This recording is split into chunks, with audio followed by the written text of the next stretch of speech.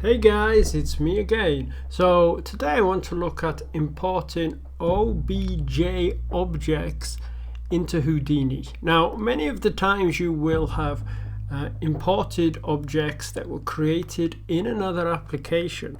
Now, what's important is that they might also come with certain selections or groups kind of pre-baked into that piece of geometry, and I want to show you how to access those selections.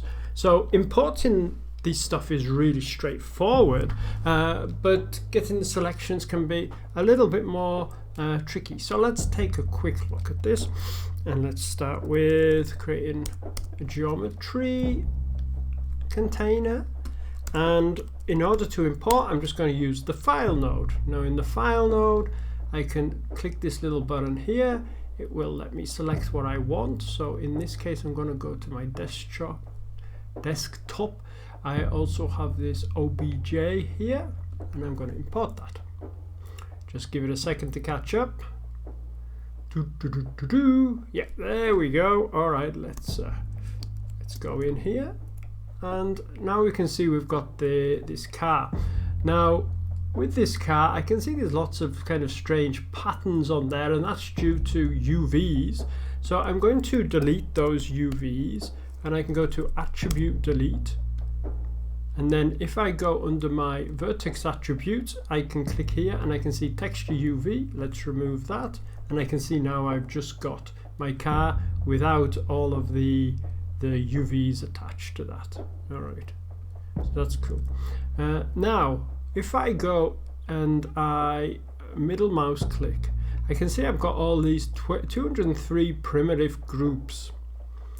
So if I go into my primitive tab here, I can see all of these groups that have been created. Now they were created in another application, whether it be Maya or Blender or 3D Studio Max, whatever it was, and now I'm able to get access to those groups. But for me to be able to visualize what those groups are, let me go into my selection.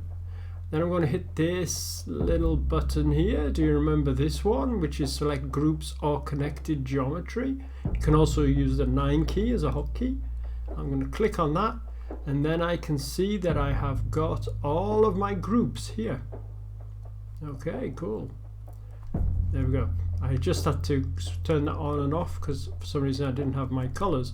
Now I can select the various groups that I want. Let me just turn that off maybe, and then I can select them too. It's maybe easier to see that way. So I can choose to have the colors or not. It's just a visualization tool, that.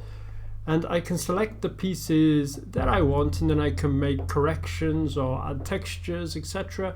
to the various pieces. Okay. Now not all geometry will be like this. Some geometry will not have these groups that were created in another application, but the ones that do, that's how you will be able to access them. Okay, so I hope that was useful. Any questions, please leave them below, and have a great day. Bye bye.